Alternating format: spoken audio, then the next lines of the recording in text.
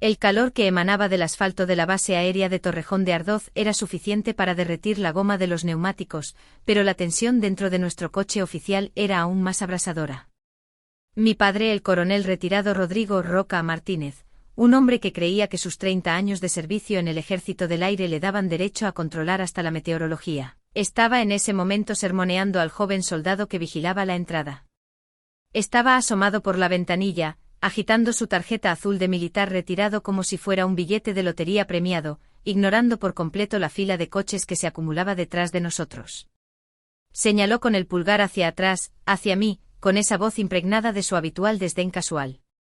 Ella es solo una civil, ladró sin siquiera mirarme para comprobar mi reacción. Solo viene a acompañarme para ver mi pasado, chaval, así que no te preocupes por ella. No dije una palabra para corregirlo. Simplemente me incliné hacia adelante desde las sombras del asiento del copiloto y deslicé silenciosamente una tarjeta dura, fina y discreta sobre el escáner. No era la tarjeta militar estándar. Era negra sin inscripciones llamativas y, para aquellos que sabían qué buscar, era aterradoramente poderosa. La máquina emitió un pitido grave y distintivo que cortó el ruido del motor al ralentí. El joven guardia miró la pantalla y el color desapareció de su cara al instante. No solo se enderezó, prácticamente vibró de pánico mientras agarraba el teléfono rojo de emergencias de la pared. Control, tenemos un activo de código 1 en la puerta 4, gritó con la voz quebrada. Repito, código 1. Despejen el carril inmediatamente. Mi padre se quedó congelado a mitad de la frase, con su preciada tarjeta de jubilado colgando inútilmente en su mano mientras miraba al guardia y luego se giraba lentamente para mirarme a mí.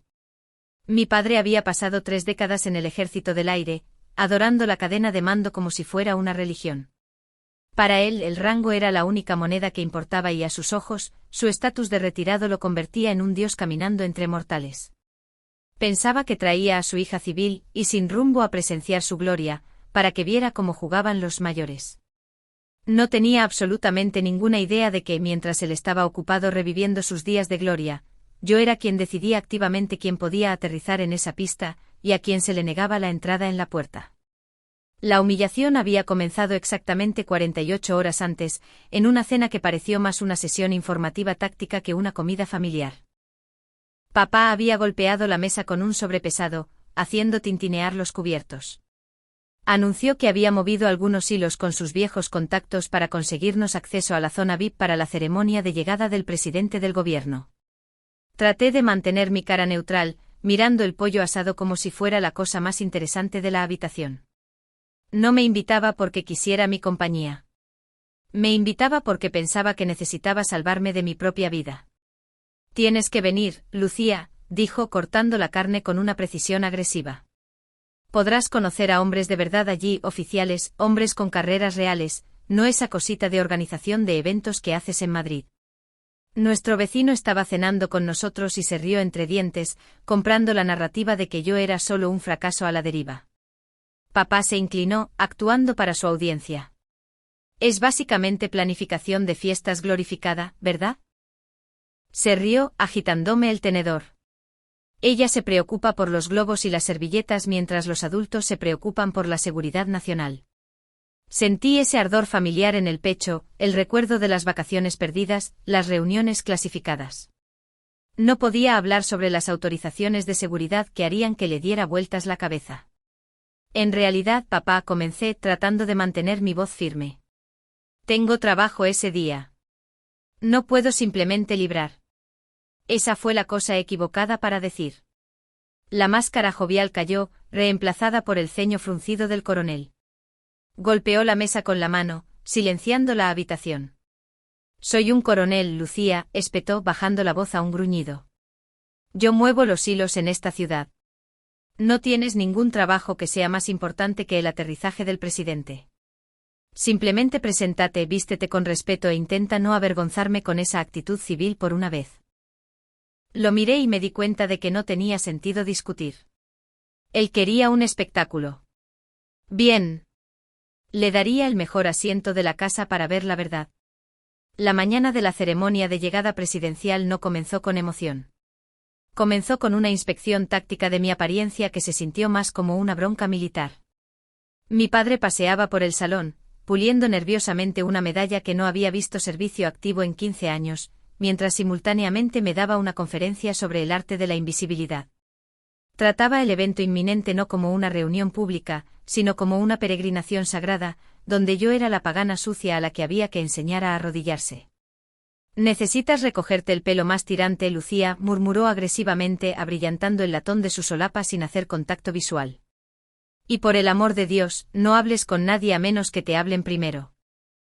Estos son hombres serios con responsabilidades serias, no los camareros del catering con los que estás acostumbrada a tratar». Miró mi americana azul marino y mis pantalones de sastre con un profundo suspiro de decepción. El mismo suspiro que escuché cuando elegí la universidad pública en lugar de la academia militar y de nuevo cuando acepté mi trabajo actual en el centro de Madrid. Para él, mi vestimenta corporativa era un disfraz de debilidad, un recordatorio visual de su fracaso al criar a un soldado. Él veía a una chica que jugaba con hojas de cálculo. No tenía idea de que estaba mirando a la jefa de protocolo y avanzada de la presidencia del gobierno. En su narrativa, yo era una planificadora de fiestas glorificada preocupada por arcos de globos y colores de servilletas. No podía concebir que mientras él se preocupaba por encontrar un lugar para aparcar, yo estaba repasando mentalmente el protocolo de seguridad para el aterrizaje del Falcón presidencial. Mi realidad interna era un contraste agudo y vibrante con su desdén. Mientras él me sermoneaba sobre cómo dirigirme a un general, mi mente estaba ocupada con el tablero de ajedrez logístico del aeródromo. No me preocupaba la etiqueta.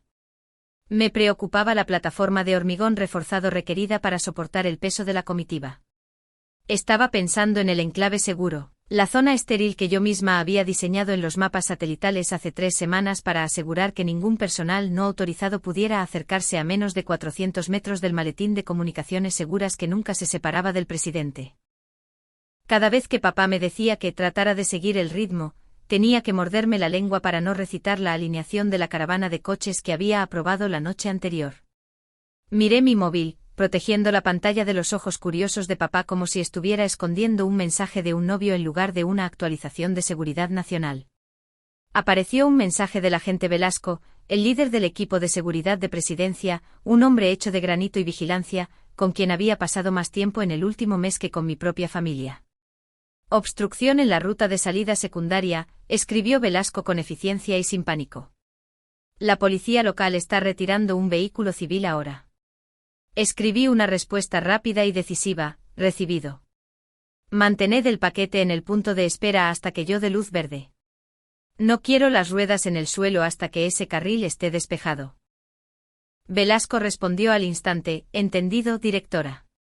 Esperamos su llamada. Deslicé el teléfono de nuevo en mi bolsillo, un peso secreto de autoridad que mi padre no podía ver. «¿Estás enviando mensajes a tus amigas?», preguntó papá, con la voz goteando irritación mientras agarraba las llaves. «Guarda eso. Vamos a una instalación militar, Lucía.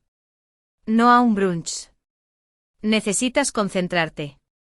Asentí en silencio, añadiendo este momento al libro de cuentas mental que había estado llevando desde la infancia. Otra entrada donde mi competencia se confundía con distracción, donde mi poder real se malinterpretaba como apatía. Caminé hacia el coche, dejándole creer que era el comandante de esta expedición. Aunque yo era quien había escrito literalmente el guión para los eventos del día, el viaje a la base fue asfixiante. El aire dentro del coche era espeso con la inseguridad proyectada de papá. Estaba agarrando el volante tan fuerte que sus nudillos estaban blancos, aterrorizado de que sus credenciales de retirado no exigieran el respeto que solían tener. «Ahora escucha», dijo con la voz tensa y sin aliento. «Cuando lleguemos allí, puede que tengamos que aparcar lejos. Solo camina rápido y no te quejes. Y si ves a un general, ponte derecha. Esta gente tiene autorizaciones que ni siquiera puedes imaginar». Me miró entonces con una mezcla de lástima y frustración en sus ojos, asumiendo que estaba completamente fuera de lugar. Casi me río, una burbuja histérica subiendo por mi garganta que tuve que tragar a la fuerza. Autorizaciones que no podía imaginar. Quería decirle que yo era quien procesaba las listas de acceso. Quería decirle que los generales a los que adoraba estaban leyendo actualmente un paquete informativo con mi firma al final. Pero permanecí en silencio, viendo el perímetro del aeródromo aparecer a la vista, sabiendo que la colisión entre su mundo y el mío estaba a solo unos minutos de distancia.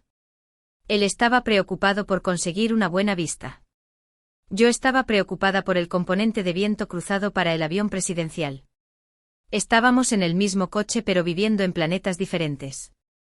La aproximación a la base de Torrejón parecía menos una instalación militar y más un aparcamiento bloqueado. Las luces de freno se extendían en un río rojo asfixiante hasta donde alcanzaba la vista. Olas de calor radiaban del asfalto bajo el sol del mediodía. Papá, sin embargo, estaba convencido de que tenía la ventaja táctica. Giró nuestro coche bruscamente hacia el carril derecho marcado como personal militar retirado, insistiendo en que era una decisión de mando que recortaría 20 minutos de nuestro tiempo de llegada. Pero al igual que su comprensión de mi vida, su inteligencia estaba lamentablemente desactualizada. El carril era una trampa, irremediablemente atascado con cientos de otros jubilados que habían tenido exactamente la misma idea, todos avanzando a paso de tortuga mientras papá murmuraba maldiciones creativas al salpicadero. Miré el reloj digital de la consola, sabiendo que la ventana de llegada del presidente se estaba ajustando por segundos. Decidí ofrecerle un salvavidas aunque fuera suave, tratando de navegar su ego como si fuera un campo de minas. Papá, dije suavemente manteniendo mi voz neutral mientras señalaba hacia un desvío más adelante que parecía engañosamente vacío. La puerta 4 suele estar designada para personal operativo y acceso prioritario. Probablemente deberíamos revisar la señalización antes de comprometernos con este carril.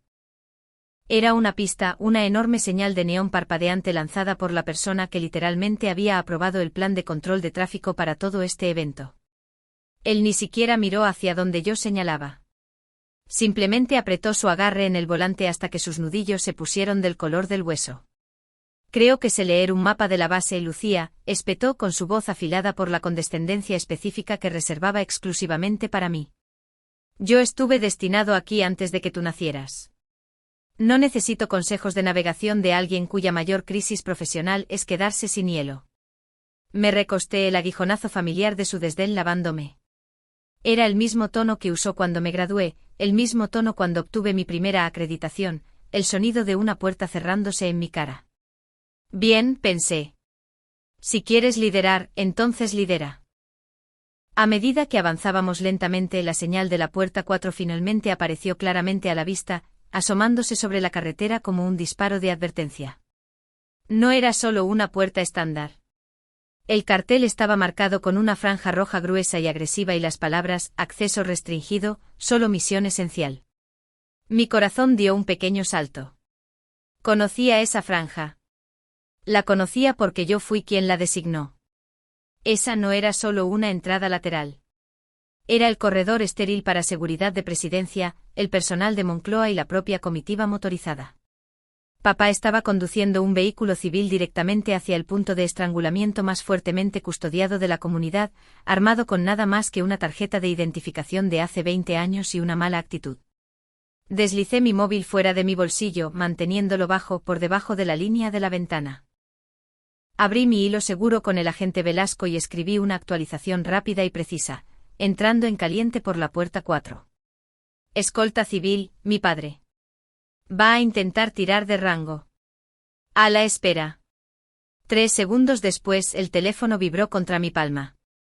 Velasco respondió con un solo emoji de calavera seguido de 2 palabras, palomitas listas. Una pequeña sonrisa fría tocó mis labios mientras veía a papá limpiarse el sudor de la frente. Completamente ajeno a la trituradora en la que estaba a punto de entrar. Quería enseñarme cómo operan los perros grandes. Así que decidí dejarle caminar directamente hacia la perrera. Llegamos a la garita de guardia con el ímpetu agresivo de un hombre que cree que las leyes de tráfico son meras sugerencias para la tropa.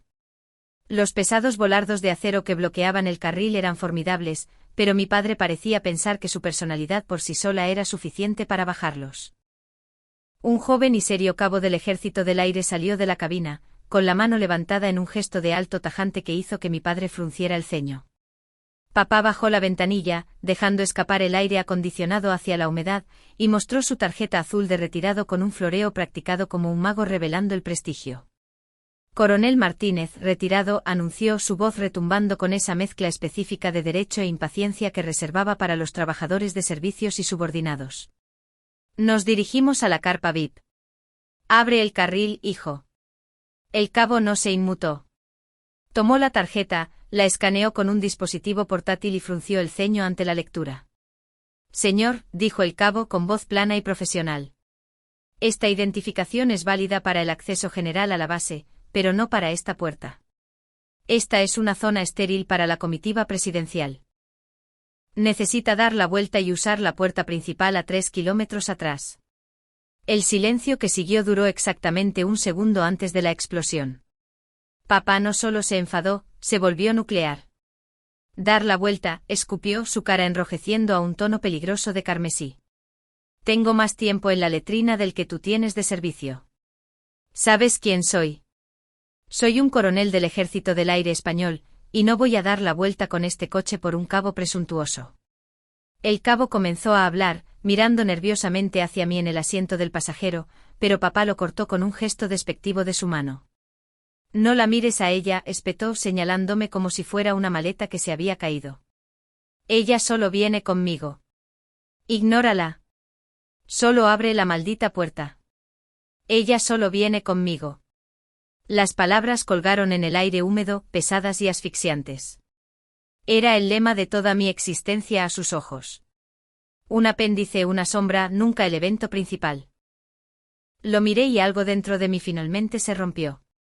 No con un estallido, sino con un clic frío y claro. Abrí la puerta del coche. Lucía, ¿qué demonios estás haciendo? Vuelve a entrar, gritó papá, pero su voz sonaba distante, como si viniera de una radio en otra habitación. Salí al asfalto, alisé la solapa de mi americana y caminé hacia el sensor con la postura de alguien que es dueño del edificio. No grité. No discutí. Simplemente metí la mano en mi bolsillo y saqué mi pase duro de conexión directa con Presidencia, la credencial de acceso total que menos del 1% del personal llega a ver, y mucho menos a tener. La sostuve frente al lector. La máquina se detuvo por un microsegundo procesando la encriptación de alto nivel y luego emitió un sonido autoritario y distintivo. Beep beep chime. La pantalla en el pilar no solo parpadeó, se iluminó con un verde pulsante y brillante. El texto se desplazó por la pantalla LED en letras mayúsculas: Jefa de Avanzada de Presidencia, nivel de acceso 1. Los ojos del cabo se abrieron de par en par, yendo de la pantalla a mi cara. La transformación fue instantánea. No solo se enderezó. Se cuadró en una posición rígida de atención que habría hecho llorar a un sargento instructor. Señora, ladró con el pánico asomando en su voz. Mis disculpas, señora. No reconocí el vehículo. Antes de que mi padre pudiera siquiera procesar el cambio en la atmósfera, el cabo golpeó su mano contra el botón rojo de pánico dentro de la cabina. Los enormes volardos de acero se hundieron en el suelo con un pesado golpe industrial. Las sirenas emitieron un breve y agudo chirrido de bienvenida. Entonces la puerta de la garita se abrió de golpe y el agente Velasco salió. Llevaba el equipo completo, pinganillo, gafas de sol y el traje a medida que ocultaba una capacidad letal. Caminó directamente pasando la ventanilla de mi padre sin siquiera mirarlo, marchando directo hacia mí. Directora Martínez, dijo Velasco con la voz lo suficientemente alta como para que se oyera dentro del coche. Nos estábamos preocupando. El coche oficial está posicionado en la pista, pero necesitamos su firma en la alineación de la comitiva antes de que podamos mover el paquete. Me giré para mirar el coche. Papá estaba sentado allí con la boca ligeramente abierta, su personalidad de coronel completamente evaporada. Parecía pequeño. Parecía confundido.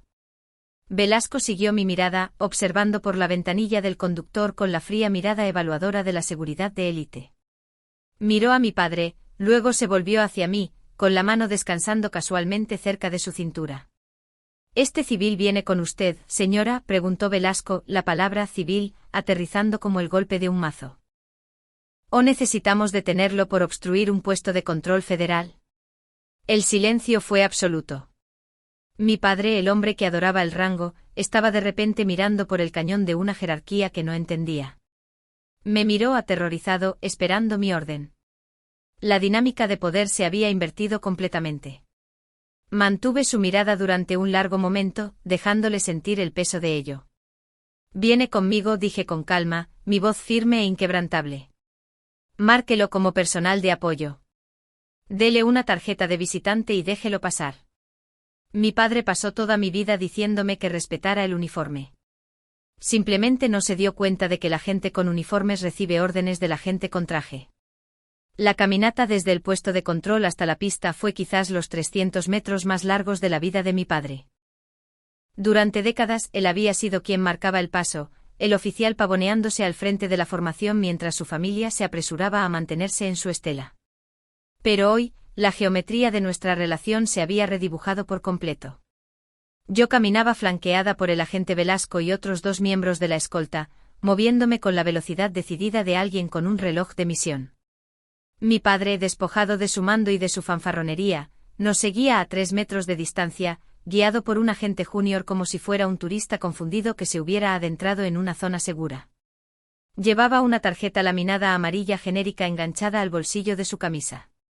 Una tarjeta que simplemente decía visitante en letras de molde humillantes y negritas. No había rango en ella, ni coronel ni honores, solo un pase temporal para un invitado civil. Cuando llegamos a la zona de espera segura, le hice un gesto para que esperara en la carpa VIP, una caja de lona glorificada donde se sentaban los donantes y los políticos locales. Quédate aquí, papá, dije, mi voz firme, careciendo de la vacilación que solía definir mis conversaciones con él. No cruces la línea roja en el pavimento. Esa es la zona de tiro para los francotiradores. No esperé su reconocimiento. Le di la espalda y caminé directamente hacia el caos del área operativa. Desde su punto de vista, tenía un asiento en primera fila para ver la realidad de mi vida. Sabía que me estaba mirando, probablemente esperando a que fallara o pidiera ayuda, pero no tenía tiempo para actuar para una audiencia de uno. El aire estaba cargado con el olor a combustible de avión y el zumbido ensordecedor de las unidades de potencia auxiliares. Un general de división, el comandante de la base, cruzó la pista hacia mí. Vi a mi padre tensarse en la carpa, sus instintos activándose. Esperaba que yo saludara o tal vez me encogiera. En cambio, el general se detuvo a 1 metro de mí y esperó. «Directora Martínez», gritó el general sobre el ruido de las turbinas. «Control de tierra pregunta si quiere que la prensa se mueva a la grada secundaria antes de que las ruedas toquen suelo». Miré mi reloj y negué con la cabeza. «Negativo, general. Manténgalos en su lugar. Si los movemos ahora, bloquearán la ruta de salida para la ambulancia medicalizada. Mantenga la línea». El general asintió, aceptando la orden sin dudarlo. «Recibido, directora». Eché un vistazo a la carpa. La boca de mi padre estaba ligeramente abierta. Ya no estaba mirando a su hija. Estaba mirando a una extraña que daba órdenes a los hombres a los que él había pasado su vida tratando de impresionar. Recordé todas las veces que me dijo que me faltaba presencia de mando. Todas las veces que dijo que era demasiado blanda para el mundo real. Me pregunté si estaba contando esos momentos ahora, reconciliando a la niña blanda que crió con la mujer que dirigía el movimiento de las Fuerzas Armadas. Entonces llegó el evento principal. El cielo retumbó y la reluciente silueta del avión oficial tocó tierra. La precisión del momento fue absoluta. La escalerilla se desplegó. La Guardia Real se cuadró y la puerta se abrió. Cuando el presidente descendió, el mundo pareció contener la respiración. Llegó al pie de la escalera, saludando al comandante de la base. Y luego se giró directamente hacia mí. Esto no era una oportunidad para una foto. Era un control funcional. Me estrechó la mano, inclinándose para hablar sobre el ruido de los motores. «Llegada suave, Lucía», dijo con una sonrisa genuina. «Velasco me dice que despejaste un cuello de botella en la puerta personalmente. Buen trabajo». Asentí profesionalmente. «Gracias, presidente. El coche está listo». Se movió hacia el vehículo blindado, desapareciendo en la comitiva. No miró a la carpa VIP. No sabía que Roca Martínez existía. En ese momento el legado que mi padre pensaba que poseía, la proximidad al poder, se disolvió en la bruma de calor. El viaje a casa fue silencioso, pero no era el cómodo silencio de la compañía. Era el silencio pesado y asfixiante de una visión del mundo colapsando. El aire de superioridad que generalmente llenaba el coche cada vez que mi padre conducía había desaparecido, reemplazado por una energía nerviosa y vibrante. Seguía mirándome de reojo luego de vuelta a la carretera, luchando por encontrar una frecuencia en la que ambos pudiéramos hablar. Durante 20 minutos, el único sonido fue el zumbido de los neumáticos en la autovía. No encendí la radio. Le dejé sentarse en ello. Le dejé sentarse con la comprensión de que su hija organizadora de fiestas acababa de orquestar el movimiento del líder del gobierno mientras él estaba de pie detrás de un cordón de terciopelo. Finalmente, cuando giramos en su calle, se aclaró la garganta, un sonido áspero y entrecortado. No te conocía, comenzó, luego se detuvo buscando las palabras adecuadas. Trató de cambiar al único idioma que conocía, la logística. Quiero decir, esa acreditación de nivel máximo es difícil de conseguir. Solo la investigación de antecedentes lleva meses. No sabía que se la daban a civiles. Era un cumplido envuelto en un mecanismo de defensa. Estaba tratando de validarme validando la burocracia que yo navegaba, como si el papeleo fuera más impresionante que la persona. Entré en su camino de entrada y puse el coche en parking, pero no apagué el motor. Lo miré. Realmente lo miré. Vi las canas en su pelo, la incertidumbre en sus ojos. Vi al hombre que me había hecho sentir pequeña para poder sentirse grande. Es difícil de conseguir, papá, dije con voz tranquila pero firme. Pero no se la dan a civiles. Se la dan a profesionales. Él se miró las manos, asintiendo lentamente. Bueno, tartamudeó. Tu madre ha hecho cocido. Deberías entrar. Cuéntale lo del presidente. Miré la casa, el lugar donde había aprendido a disculparme por ocupar espacio, el lugar donde mis sueños eran llamados hobbies. Me di cuenta de que no necesitaba entrar. No necesitaba presumir ante mamá para demostrar que era digna. El libro de cuentas estaba cerrado. No puedo, dije. Tengo una reunión informativa en 1 hora. Y honestamente, papá, no necesito contar la historia. Parecía herido pero seguía adelante necesitando colocar la piedra final en el muro. Es un mundo diferente ahora. La competencia importa más que el rango. Te quiero, papá, pero nunca vuelvas a asumir que soy, solo cualquier cosa nunca más. Si quieres saber quién soy, pregunta. No me lo digas tú a mí. Se quedó sentado allí por un momento, aturdido por el límite que acababa de poner, y luego abrió la puerta en silencio. Vale, susurró. Vale, Lucía. Lo vi caminar hacia la puerta principal, pareciendo más viejo de lo que estaba esa mañana. Puse el coche en marcha atrás y salí, poniéndome las gafas de sol mientras giraba hacia el centro de Madrid. El sol se estaba poniendo sobre el horizonte de la ciudad a lo lejos, pintando el cielo de púrpuras y naranjas brillantes. Respiré hondo y por primera vez en mi vida, el aire no se sentía ligero. Se sentía mío. Mi padre pensaba que el poder era algo que llevas en el cuello de la camisa. Tuve que enseñarle que el verdadero poder es la capacidad de abrir las puertas que permanecen cerradas para todos los demás.